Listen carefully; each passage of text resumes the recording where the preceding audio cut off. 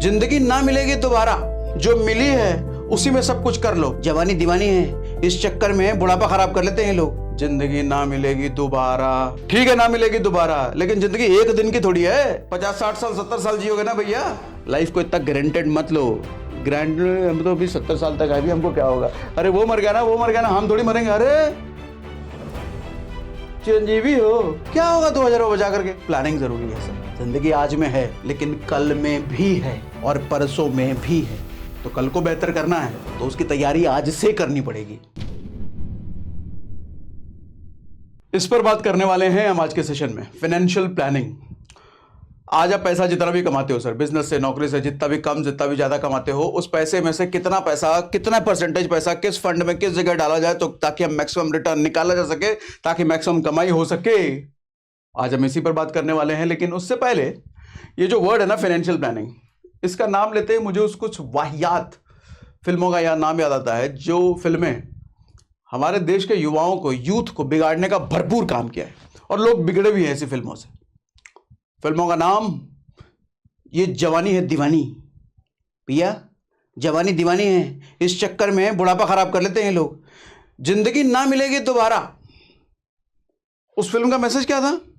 जिंदगी ना मिलेगी दोबारा, जो मिली है उसी में सब कुछ कर लो। यानी कि आज ही है, बैंक में जितना पैसा है वो सारा खत्म करके पेरिस चले जाओ, इटली चले जाओ, गाड़ी खरीद लो, बंगला खरीद लो, भैया घूमने चले जाओ, इधर घूमो उधर घूमो, क्योंकि कल का पता नहीं कल बचेंगे कि नहीं बचेंगे। अरे भैया वो अच्छा खासा ऋतिक रोशन वो फाइनेंशियल प्लानिंग कर रहा था, उन दो लौंडों ने मिलकर के उनको बिगाड़ दिया। सर ये जो स्टार होते हैं ना, रियल लाइफ में ऐसे नहीं होते, इनकी प्रॉपर फाइनेंशियल प्लानिंग होती है। जिंदगी ना मिलेगी दोबारा, ठीक है ना मिलेगी दोबारा, लेकिन जिंदगी एक दिन की थोड़ी है। 50-60 साल 70 साल जियोगे ना भैया। ये जो लोग कहते हैं ना जिंदगी आज में है, जिंदगी कल में नहीं है, सर झूठ बोलते हैं, बेवकूफ है, गधे हैं, इडियट है वो लोग। जिंदगी अगर आज में है, ये बात सही है, जिंदगी आज है, वर्तमान में है, फुल जियो, एंजॉय करो, रोने पिटने मत बिताओ। लेकिन जिंदगी कल में भी तो है। कल नहीं रहोगे क्या? कल भी रहोगे ना। सर एक बात बताओ, आज अगर आपका दिन खराब है, समय खराब है, पैसा नहीं है, किस वजह से?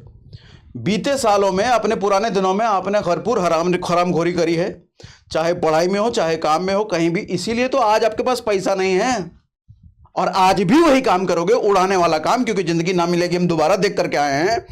आज उड़ा दो सर, कल कैसा बीतेगा आपका ये बताओ? आने वाला तो है ना कल, ये तो पक्का है ना, निकल तो नहीं जाओगे। इसलिए प्लानिंग जरूरी है सर। जिंदगी आज में है लेकिन कल में भी है और परसों में भी है। तो कल को बेहतर करना है तो उसकी तैयारी आज से करनी पड़ेगी।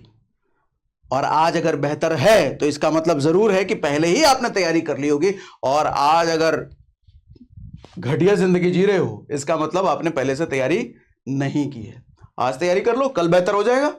इसलिए फाइनेंशियल प्लानिंग करो, ठीक है। और जो ये जिंदगी मिले ना मिलेगी दोबारा, ये जवानी है दीवानी, ऐसी फिल्में होती है ना सर, ऐसी फिल्मों को देख जरूर लो, एंजॉय जरूर कर लो, लेकिन इनकी बातों को ज्यादा सीरियसली मत लो, ठीक है।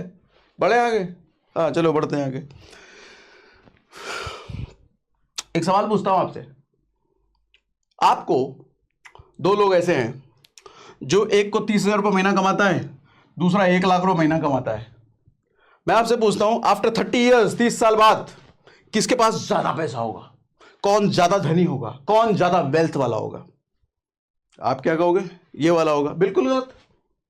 अच्छा अगर आप कह रहे हो ये वाला होगा तो भी गलत। सर बात इस बात पर है, ये क्या बात हुई यार, बात इस बात पर है नहीं, मतलब मुद्दा ये है कि इन दोनों ने कितना कमाया, इससे फर्क नहीं पड़ता कि इनके पास आगे कितना पैसा बचेगा, कितने बड़े वेल्दी होंगे, कितने अमीर होंगे। सर खाने के मामले में कहा जाता है कि आपने कितना खाया और क्या खाया, इससे आपका शरीर नहीं बनता, बल्कि आपने क्या और कितना पचाया, शरीर इससे बनता है। उसी तरीके से वेल्थ के मामले में कितना कमाया, उससे वेल्थ नहीं बनता, उससे अमीर नहीं बनता आदमी। अमीर इससे बनता है कितना बचाया, कितना इन्वेस्ट किया, उससे अमीर बनता है आदमी। तो इट डजेंट मैटर कि अगर ये 1 लाख कमा रहा है, 1 लाख क्या 10 लाख भी कमा रहा है और ये 30,000 कमा रहा है, फिर भी प्रोबेबिलिटी ये है कि 10 साल बाद ये ज्यादा अमीर हो जाए अगर इसने सही इन्वेस्टिंग की हैबिट डेवलप कर रखी है तो। इट डजेंट मैटर सर ये 1 करोड़ कमा रहा है, 10 लाख कमा रहा है, कितना भी कमा रहा है, हो सकता है 1 करोड़ कमाए गाड़ी खरीद ले, 1 करोड़ कमाया घर खरीद ले, 1 करोड़ का अय्यासी कर ले दुबई जाकर के। समझ रहे हो? प्लानिंग इसीलिए जरूरी है जो आज हम बात करने वाले। और मजे की बात यह है कि आज के सेशन में एक ऐसी चीज मैं आपको बताने वाला हूं जिससे फाइनेंशियल प्लानिंग आपका बहुत इजी हो जाएगा। ज्यादा कोई गणित गणात के चक्कर में ना फंसने वाला, किसी से सलाह मशवरा करने की जरूरत नहीं है। एक चीज ऐसी है जो कि आपका आज फाइनेंशियल प्लानिंग बहुत आसान कर देगा। क्या है बताऊंगा अभी। अब एक और सवाल का जवाब दो मुझे। आपको अगर 2 ऑप्शन मिले, सर 1 लाख रुपए वीकली डबल हो के मिलते रहे आपको 4 हफ्तों तक, 1 लाख रुपए हर हफ्ते मिले 4 हफ्तों तक डबल होकर के, एक ही ऑप्शन दिया जाए।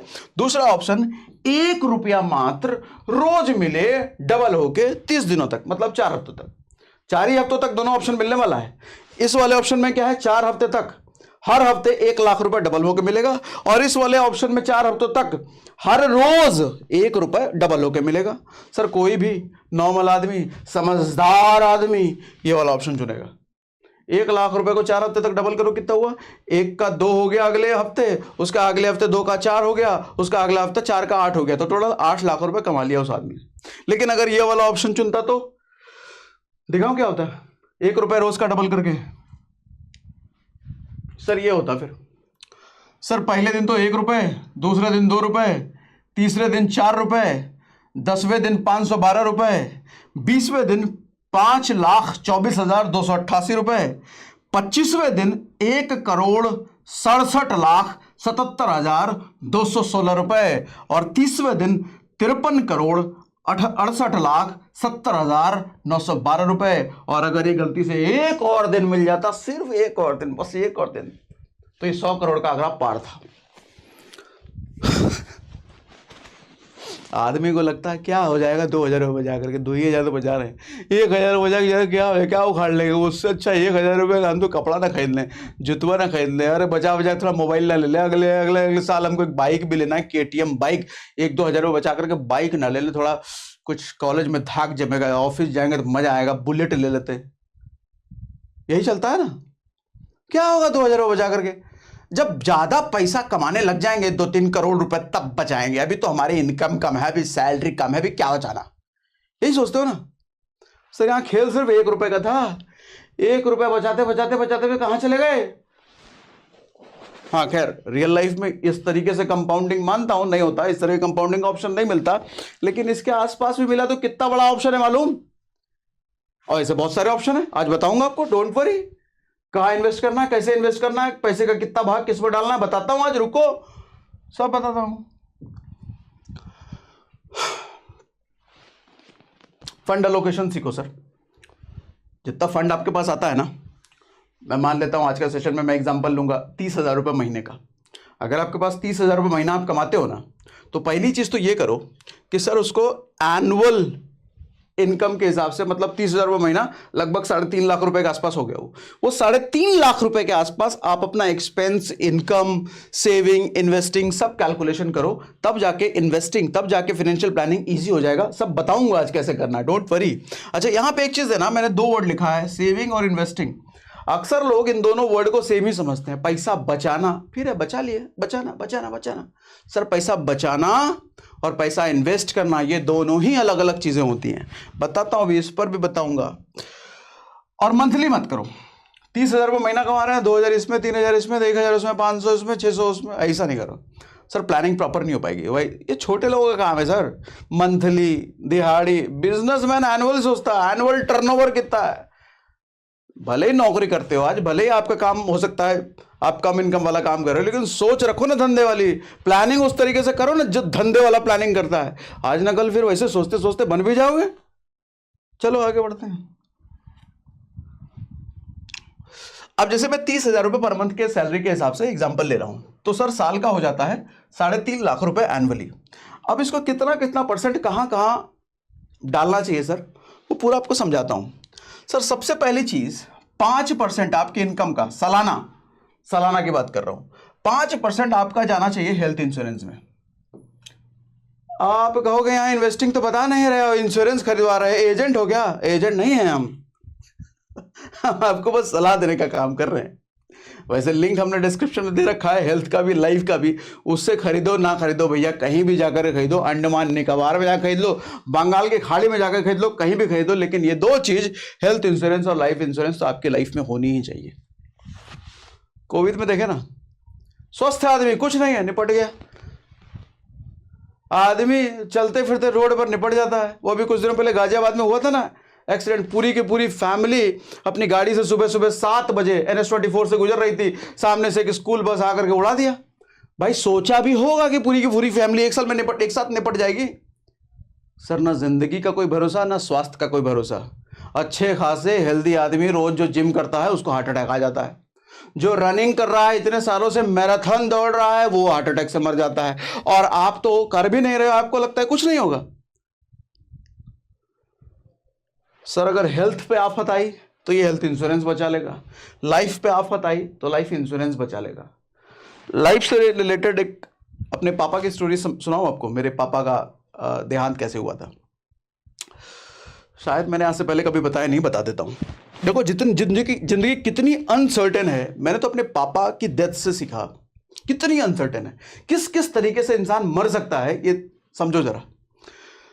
होता ये है कि मेरे पापा जो है हाईवे से जा रहे होते हैं बाइक से, स्प्लेंडर बाइक थी उस टाइम पे उनके पास, और मेरी उम्र उस टाइम पे 22 साल थी जब मैं जॉब किया करता था, मेरी पहली ही जॉब लगी थी।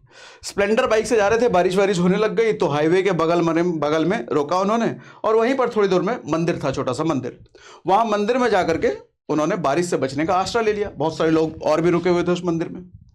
इतने में क्या होता है कि एक ऐसा ट्रक उधर से गुजर रहा होता है जिसका ब्रेक फेल होता है और वो उस मंदिर को उड़ाता हुआ चला जाता है। जितने भी लोग उस मंदिर में होते हैं कोई भी नहीं बचता, उसमें मेरे पिताजी भी थे।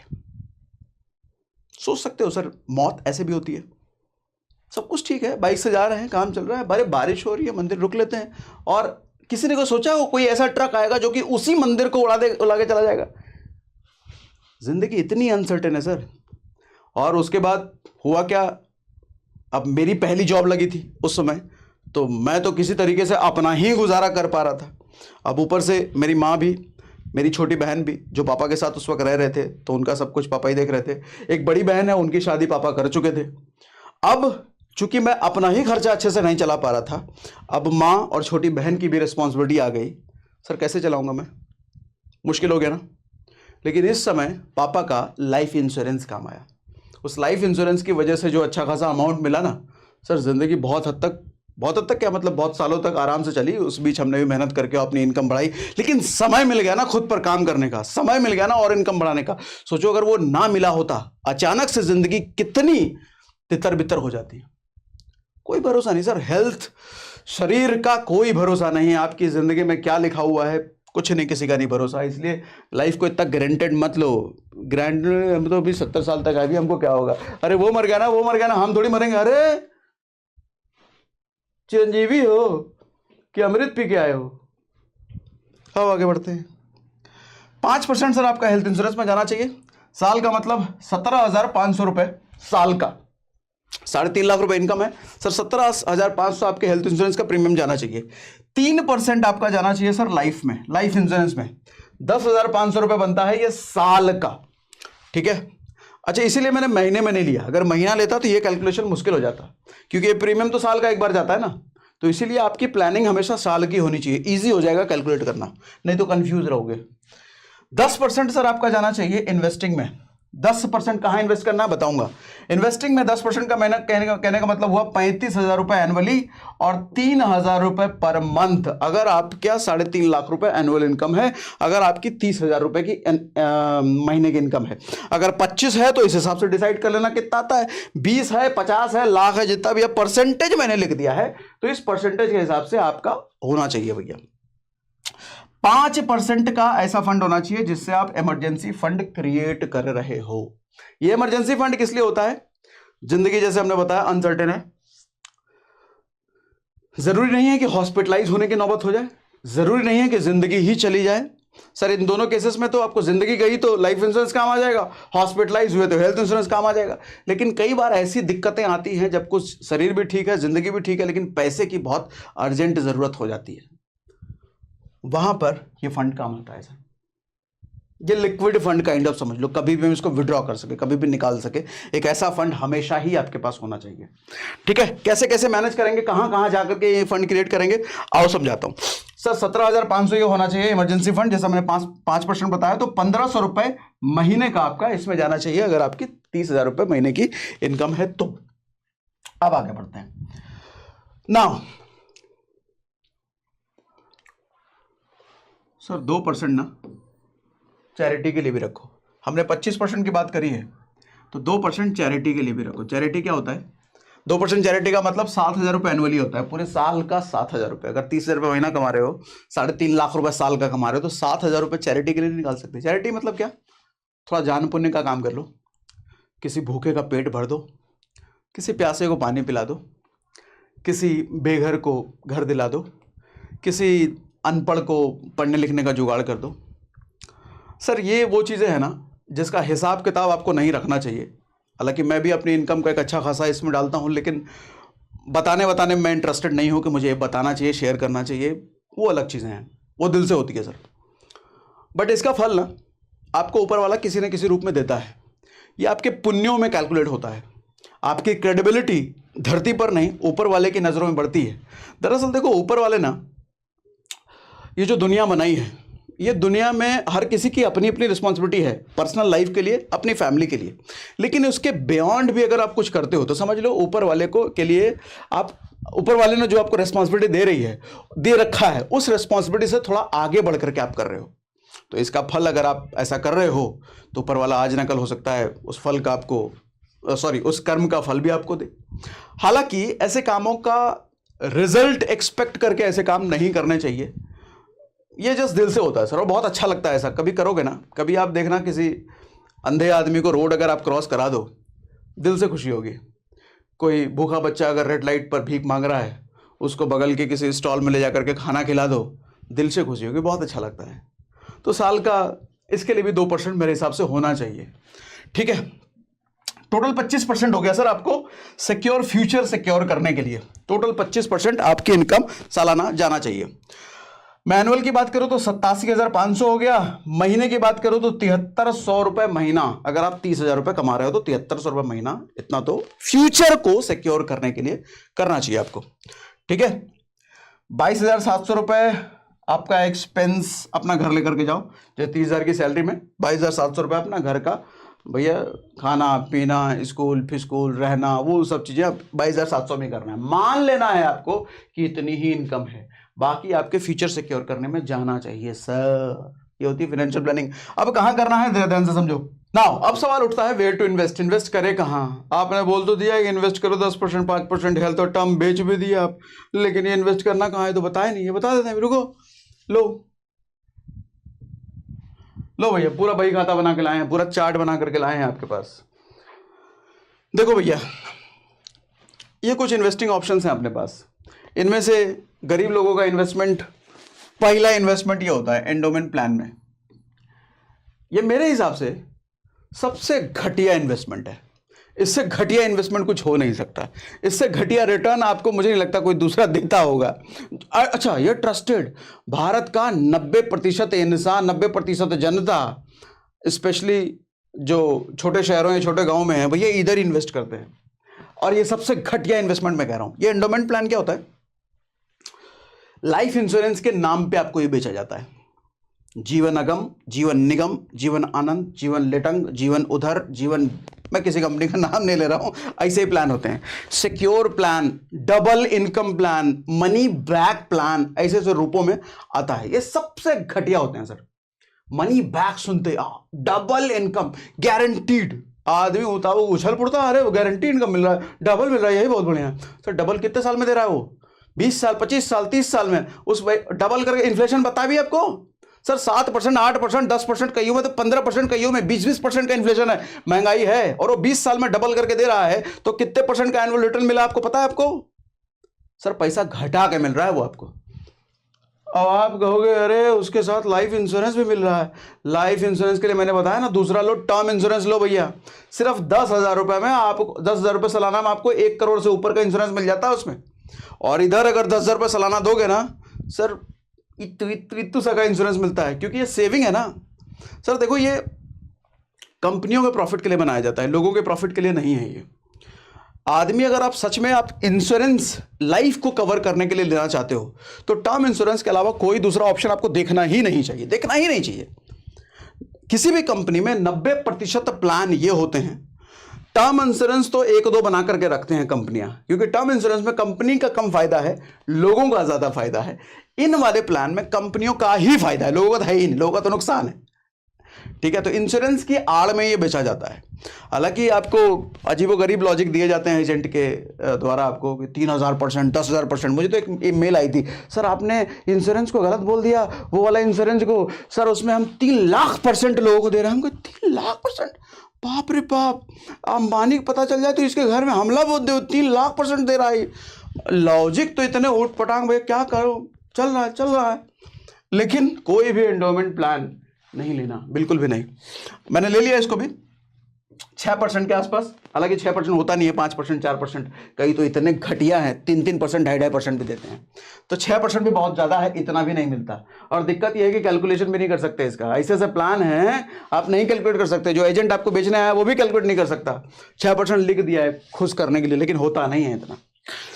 एक आरडी ऑप्शन होता है भैया जो 6% आपको महीने का देता है। रिकरिंग डिपॉजिट हर महीने हम बैंक में खुलवाते हैं। पोस्ट ऑफिस में जाओगे तो 7% के आसपास मिल जाता है। गोल्ड में डालोगे तो लगभग 7%, 8% के आसपास गोल्ड में मिल जाता है। इंडेक्स फंड में आप जाओगे तो भैया 15% आपको मिल जाता है। देखो इंडेक्स फंड की जब मैं बात कर रहा हूं तो घबराना मत, डरना मत। मैं जब स्टॉक मार्केट की बात कर रहा हूं तो घबराना मत। आज ज्यादातर लोगों को because of internet, because of YouTube, लोगों को यह समझ में आ चुका है कि स्टॉक मार्केट जितना ज्यादा रिटर्न उनको कमा के दे सकता है, मुझे नहीं लगता कि शायद दुनिया में कोई दूसरी जगह हो जितना रिटर्न इससे निकाला जा सकता है। अब लोग ये जान तो चुके हैं लोग, फिर भी लेकिन डरते हैं इसमें इन्वेस्ट करने से, क्योंकि प्रॉपर नॉलेज नहीं होती, प्रॉपर ट्रेनिंग नहीं होती। उनको डर है कि उनका लगाया हुआ पैसा भी कहीं डूब ना जाए, जो कि सही डर भी है। अच्छा, इस डर को बढ़ावा और देते हुए कई सारे स्कैम्स भी चलते हैं। बहुत सारे टेलीग्राम ग्रुप्स ऐसे हैं जिनका कोई माई बाप नहीं, जिनको कौन चला रहा है किसी को कुछ नहीं पता, उनके किस तरह के उनका एजुकेशन है, कितने वो इस चीज के लिए एलिजिबल है सजा सलाह देने के लिए, कुछ नहीं पता। वो ट्रेडिंग में आपको सलाह दे रहे हैं इतने पे खरीदो, इतने पे बेचो। स्टॉक में आपको रिकमेंड कर रहे हैं ये स्टॉक खरीदो, ये स्टॉक बेचो। और ज्यादातर केस में लोग उसमें लुटते हैं, बर्बाद होते हैं। इसलिए लोगों का डर और भी बढ़ जाता है। ऐसे केसेस में बहुत मुश्किल है किसी और के कहे पर स्टॉक इन्वेस्टिंग, अपना पैसा स्टॉक मार्केट में डालना बहुत रिस्की है। अब इस बड़ी समस्या का समाधान आपको देता है लिक्विड। लिक्विड एक ऐसा ऐप है, एक ऐसी कंपनी है जो कि सेबी रजिस्टर्ड है और आपको ये स्टॉक रिकमेंड करती है कौन सा स्टॉक खरीदना है, कौन सा स्टॉक कब बेचना है, कब खरीदना है, इनफैक्ट ट्रेड कब लेना है, कौन सा खरीद के कौन सा कब बेचना है, short term, long term, portfolio management, आपको सब कुछ करने में ये लिक्विड हेल्प करता है। और सबसे अच्छी बात जो मैंने कहा, सेबी रजिस्टर्ड है। सेबी कौन है भैया? स्टॉक मार्केट के माई बाप, स्टॉक मार्केट जिनको जो रेगुलेट करते हैं वो सेबी रजिस्टर्ड है। इस पर इसलिए इन पर ट्रस्ट किया जा सकता है, बाकी का तो कुछ भरोसा नहीं है। इनफैक्ट लिक्विड ने अब एक अच्छा ऑफर भी निकाला है। अगर आप इनका 999 का प्लान बाय करते हो तो ये आपको पूरे 1 महीने के लिए शॉर्ट टर्म इन्वेस्टमेंट के लिए स्टॉक्स रिकमेंड करेंगे। इनफैक्ट अगर आप ट्रेडिंग करना चाहते हो तो आपको ट्रेड्स भी रिकमेंड करेंगे। मजे की बात यह है कि पिछले 4 महीनों में इन्होंने अपने इन्वेस्टर को 130% का रिटर्न भी कमाया है।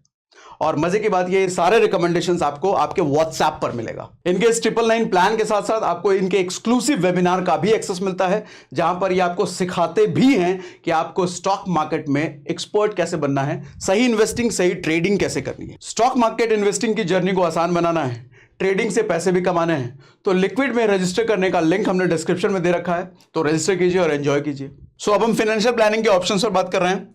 ये 5 ऑप्शंस मैंने आपके सामने रखे। ज्यादातर लोग जो इसमें इन्वेस्ट करते हैं, मैक्सिमम लोग तो भैया शुरुआत में ही इसको पकड़ लेते हैं और ये बड़ा लंबा लंबा प्लान होता है 15 साल 20 साल का, तो कुछ कर भी नहीं सकते हैं। तो खैर हमने इसको भी ले लिया है। देखो अगर 5 साल के लिए हम ऑप्शन बात करते हैं, 5 साल के लिए अगर आप 3,000 रुपए, हमने बात क्या करी थी इन्वेस्ट कितना करना है भैया? 3,000 रुपए। तो 3,000 रुपए पर मंथ अगर हम 5 साल के लिए किसी एंडोमेंट प्लान में डाल रहे हैं, वो फर्जी वाला इंश्योरेंस, एकदम फर्जी 2 नंबर का, जो नहीं लेना चाहिए और ज्यादातर लोग वही लेते हैं। बढ़िया वाला है कौन सा है? Term insurance. कहीं से भी लो लेकिन टर्म लो, ये मत लो। लेकिन ले लिया तो क्या होता है, चलो 6% मान लिया, 5 साल में भैया ये आपको देगा 2.1 लाख, जो कि बिल्कुल नहीं देगा। ये क्या बात हुआ, मैं कह रहा हूं देगा फिर कह रहा हूं बिल्कुल नहीं देगा। बिल्कुल नहीं इसलिए देगा सर क्योंकि मैं 5 साल की बात कर रहा हूं। इनका एंडोमेंट प्लान जो होता है 5 साल वो मनी बैक वाला ही होता है, जो कि 5 साल में देंगे। ज्यादातर प्लान तो आपको 5 साल में कुछ देंगे नहीं, ये 15 साल 20 साल वाले होते हैं। तो शॉर्ट टर्म वाला जो इनका प्लान होता है उसमें 6% भी नहीं मिलता है। उसका कैलकुलेशन अगर आप ढंग से निकालोगे तो 3.5%, 4%, जो कि आप कैलकुलेट कर ही नहीं सकते। एजेंट भी आपको कैलकुलेट करके नहीं बता सकता। अच्छा, एजेंट कुछ तीसरी दुनिया वाले, जैसे मैंने बताया ना, 3000%, 10,000% कैलकुलेट करके आपको बता देंगे, जिसको वेरीफाई आप कर नहीं सकते क्योंकि इतनी नॉलेज एक आम इंसान को होती नहीं है। बट इन रियलिटी जो 5 साल के लिए होता है इनका 3.5%, 4% के आसपास ही रिटर्न होता है। तो इसलिए मैंने नॉट रियल भी कह दिया। लॉकिंग होती है, पैसा लॉक रहता है। तो खैर 2 लाख मान लिया हमने। आरडी में डालते हो, ये एक अच्छा इन्वेस्टमेंट है। इसमें करना चाहिए नहीं करना चाहिए बताऊंगा अभी। चलो बता ही देता हूं यार। देखो सर, रिकरिंग डिपॉजिट वैसे तो आपको 6% दे रहा है, लेकिन ये मालूम किस लिए आता है? ऐसे ही नहीं आता है। लोग कहते हैं एफडी बेकार है, आरडी बेकार है। सर बेकार है ठीक है, कुछ टर्म्स में बेकार हो सकता है, लॉन्ग टर्म में बेकार हो सकता है, लेकिन शॉर्ट टर्म में इमरजेंसी फंड क्रिएट करने वाला जो मैंने बताया सर, इससे बढ़िया ऑप्शन नहीं है। इमरजेंसी फंड क्रिएट करना है तो सेविंग अकाउंट में मत रखो, घर में मत रखो, आरडी में डालो, रिकरिंग डिपॉजिट में। भले ही 6% दे रहा है, कुछ तो दे रहा है, ये इन्फ्लेशन के बराबर तो चल रहा है। इन्फ्लेशन भी 6-7%, ये भी 6-7%। तो आपका पैसा बढ़ भले ही नहीं रहा लेकिन मर भी नहीं रहा। सेविंग अकाउंट में रखोगे तो 4% आपका पैसा मर रहा है दिन ब दिन, घर में रखोगे तो वो वैसे ही मर रहा है। तो इसलिए अच्छा है, लिक्विड है, कभी भी आप निकाल सकते हो। इमरजेंसी फंड है ना भैया, कभी भी निकालने की जरूरत हमारे को चाहिए, पड़ सकती है। तो आरडी एक बढ़िया ऑप्शन है। 5 साल 2 लाख रुपए, 2.1 लाख मिलेगा सर। पोस्ट ऑफिस आपको देता है 7%, 2.16 लाख अगर 5 साल के लिए छोड़ोगे। अब आप ये मुझसे पूछ सकते हो सर, पोस्ट ऑफिस 7 दे रहा है, आरडी 6 दे रहा है, तो मैं पोस्ट ऑफिस को क्यों नहीं कह रहा हूं इमरजेंसी फंड क्रिएट करने के लिए? रीजन ये है कि सर पोस्ट ऑफिस भी आज के टाइम में आसान हो चुका है पैसा विड्रॉ करना, लेकिन आरडी जितना नहीं है। आप बहुत इजी है, आपके मोबाइल ऐप में ये ऑप्शन मिल जाता है। पोस्ट ऑफिस का मोबाइल ऐप ऑप्शन मिला है कि नहीं मिला है मैंने आज तक नहीं देखा, क्योंकि मैं इसमें इन्वेस्ट करता नहीं हूं। ठीक है, तो वो देख लेना। मेरे हिसाब से ये आसान है, पैसे विड्रॉ करना ही आसान है, रात बिरात कभी भी निकाल लो। इसमें थोड़ा ये मुश्किल है, इसीलिए मैंने बोला। और वैसे भी देखो, इमरजेंसी फंड शॉर्ट टर्म के लिए होता है, लॉन्ग टर्म के लिए तो फिर हम उधर जाएंगे इंडेक्स फंड की तरफ। शॉर्ट टर्म की बात जहां है, तो शॉर्ट टर्म में देखो ना, 5 साल में 2.1 लाख मिल रहा है और उसमें 2.16 लाख मिल रहा है, तो बहुत ज्यादा डिफरेंस नहीं है। पर्पस क्लियर होना चाहिए सर। पर्पस देखो, इमरजेंसी फंड है, पर्पस ये इन्वेस्टमेंट नहीं है। इन्वेस्टमेंट के पर्पस में मैं उधर जाऊंगा, आता हूं उस पर भी, रुको। ठीक, गोल्ड में डालोगे तो भैया भी वही 7% के आसपास। हालांकि गोल्ड भी मैं तो इन्वेस्ट नहीं करता गोल्ड में, बहुत रीजन है। कभी डेडिकेटेड वीडियो बना दूंगा गोल्ड पर, तो उसमें समझाऊंगा गोल्ड में क्यों इन्वेस्ट नहीं करते। ये बेस्ट है सर। इंडेक्स फंड, मैं म्यूचुअल फंड की बात नहीं कर रहा। इंडेक्स फंड और म्यूचुअल फंड में क्या डिफरेंस है? म्यूचुअल फंड एक एक्टिव इन्वेस्टमेंट होता है और ये एक पैसिव इन्वेस्टमेंट होता है। क्या फर्क है? ये क्या नाम ले लिया भैया, एक्टिव पैसिव, ये क्या होता है बताता हूं सर। म्यूचुअल फंड में अलग अलग कंपनियों के स्टॉक्स को चुना जाता है, वो एक्सपर्ट्स होते हैं म्यूचुअल फंड मैनेजर जो कि चूज करते हैं। आप उन कंपनियों को अपना पैसा देते हो, वो डिसाइड करते हैं किस किस कंपनी में पैसा डालना है। तो वो जब डिसाइड कर रहे हैं तो रिस्क भी एसोसिएट हो गया। वो जो डिसाइड कर रहे हैं, अगर कंपनी अच्छा परफॉर्म नहीं करी तो हमारा पैसा डाउन जाएगा। लेकिन यहां पर कोई चूज नहीं करता कि कौन सी कंपनी में इन्वेस्ट करना है, कोई चूज नहीं करता, तो कहां चला जाएगा पैसा? सर इंडेक्स है ना, इंडेक्स का मतलब भारत की टॉप की 50 कंपनी, निफ्टी में भारत की टॉप की 50 कंपनी, टॉप की। अब देखो, ये टॉप की 50 कंपनियों का मतलब क्या समझ रहे हो आप? सर बैंक की बात करो तो एचडीएफसी, एसबीआई, आप अगर ज्वेलरी की बात करो तो टाटा, आप अगर वो रिलायंस की बात कर लो, एफएमसीजी की बात कर लो, ब्रिटानिया, ये सब कंपनियां किस तरह की हैं? सर ये सब कंपनियां आपको लगता है कभी डूबेंगी? सर अगर ये कंपनियां डूबने पर आई ना, तो मतलब इकोनॉमी हिल जाएगी, समझ लो। भारत की इकोनॉमी का एक बड़ा हिस्सा इनकी वजह से है। तो हाँ, उतार चढ़ाव सब कंपनी में आते हैं, कितनी भी बड़ी कंपनी हो उतार चढ़ाव तो सब में आएगा, ऊपर नीचे सबसे चलेगा। लेकिन 10 साल 5 साल का ग्राफ अगर देखोगे तो ये कंपनियां ग्रोइंग होती हैं और बहुत बड़ी बड़ी कंपनियां हैं। तो इंडेक्स का मतलब क्या? इन बड़ी बड़ी कंपनियों में इन्वेस्टमेंट। हाँ, ये हो सकता है कि मैंने 15% लिखा है तो हो सकता है 14 मिल जाए, 13 मिल जाए, या ये भी हो सकता है कि 15 का 17 मिल जाए, 18 मिल जाए, ये भी हो सकता है। लेकिन ऐसा कभी नहीं होगा कि 15 का 5 मिल जाए, 15 का 0 हो गया। सर इंडेक्स की बात कर रहा हूं, टॉप कंपनियां हैं वो। तो लोग पूछ देते हैं ना, सर ये सब तो सिक्योर हैं, सेफ हैं, ये कितना सेफ है, ये कितना सिक्योर है? सर ये भी सेफ है, ये भी सिक्योर है अगर लॉन्ग टर्म में जा रहे हो तो। शॉर्ट टर्म में मान सकता हूं, आपने एचडीएफसी बैंक में इन्वेस्ट कर लिया, टाइटन ज्वेलरी में इन्वेस्ट कर लिया, या ब्रिटानिया में इन्वेस्ट कर लिया, अभी आपने 1 लाख रुपए डाला, अगले साल हो सकता है आपका 1 लाख रुपए से कम 80,000 या 90,000 आ जाए, मान सकता हूं, होता है, बिल्कुल होगा। हर कंपनी में उतार चढ़ाव तो होता है। लेकिन लॉन्ग टर्म में 10 साल, 15 साल, 20 साल का जब आप हॉरिजॉन लोगे सर, ऐसा कभी नहीं होगा कि आज आपका 1 लाख है और 20 साल बाद भी 1 लाख या 80, हो ही नहीं सकता। इतनी बड़ी बड़ी कंपनियां हैं, ये ग्रो करेंगी करेंगी। सर आज का 1 लाख, 1.5 लाख, 2 लाख, 3 लाख, 5 लाख, उससे कहीं ज्यादा होता है। पिछला 20 साल का रिकॉर्ड उठा करके देख लो ना किसी भी इंडेक्स वाली कंपनी का। गूगल में लिखो टॉप 50 कंपनी ऑफ निफ्टी 50, पूरी कंपनी की आपको लिस्ट मिल जाएगी। उस कंपनियों का पिछला 10 साल, 15 साल, 20 साल का ग्राफ उठा करके देख लो, समझ में आ जाएगा। ठीक है, तो अब हम बात करते हैं 10 साल का। 10 साल अगर इस वाले प्लान में जाते हो भैया, 4.94 ये आपको दे रहा है। आरडी आपको देता है 4.94, क्योंकि 6 हमने दोनों में लिया है, इसमें तो मिलेगा ही नहीं ना, जो मैंने पहले बता दिया, लिख दिया है संतुष्ट करने के लिए। पोस्ट ऑफिस आपको देता है 5 लाख रुपए, गोल्ड आपको भी 5.2 देता है। इंडेक्स फंड में अगर आप जाओगे 15% के हिसाब से मैंने लिया है तो 8.36 लाख आपको मिल जाता है। सर 20 साल के लिए अगर आप जाते हो तो ये आपको 14 लाख देता है, ये भी आपको 14 लाख देता है, ये आपको 15.7 देता है, ये भी आपको 15.7 लाख देता है, और ये देता है 45 लाख। 45 लाख। सर 30 साल के लिए अगर आप जाते हो तो ये आपको देगा 30 लाख रुपए, ये आपको देगा 30 लाख रुपए, ये आपको देगा 36 लाख रुपए, ये आपको देगा 36 लाख रुपए, लेकिन ये देगा 2 करोड़। 7 और 15 में कितने का डिफरेंस? डबल के परसेंटेज का। लेकिन रिटर्न में देखो 36 और 2 करोड़, डबल नहीं है सर, बहुत ही ज्यादा है। ये खेल है लंबे समय तक इन्वेस्टिंग का, ये खेल है कंपाउंडिंग का, जिसका फायदा आपको लंबे समय में ही मिलता है, शॉर्ट टर्म में नहीं मिल सकता। ठीक, 40 साल के लिए अगर आप जाते हो तो यहां मिलेगा आपको 60 लाख, यहां भी मिलेगा 60 लाख, यहां आपको 79 लाख, यहां 79 लाख, लेकिन यहां 9.7 करोड़। सर यहां 5 गुने का डिफरेंस था, लेकिन यहां देखो कितने गुने का डिफरेंस हो गया। इसको 5 साल और बढ़ा दोगे तो और बड़ा डिफरेंस हो जाएगा। लॉन्ग टर्म इन्वेस्टिंग, जैसा मैंने पहले बताया, कितना परसेंट मैंने लिया था, एक बार फिर से रिपीट कर दूं क्या? कहां चला गया? हाँ सर, 10% आपकी इन्वेस्टिंग होनी चाहिए और 5% आपका इमरजेंसी फंड होना चाहिए। ठीक है, अब वापस हम पहले जाते हैं उधर। हाँ सर, 5% जो इमरजेंसी फंड क्रिएशन वाला है, मेरे हिसाब से ये सबसे बढ़िया ऑप्शन है, और 10% जो हमने इन्वेस्टिंग वाला बोला, ये सबसे बढ़िया है। चूंकि मैं इंडेक्स फंड की बात कर रहा हूं, म्यूचुअल फंड की बात नहीं कर रहा, ये दोनों ही अलग हैं।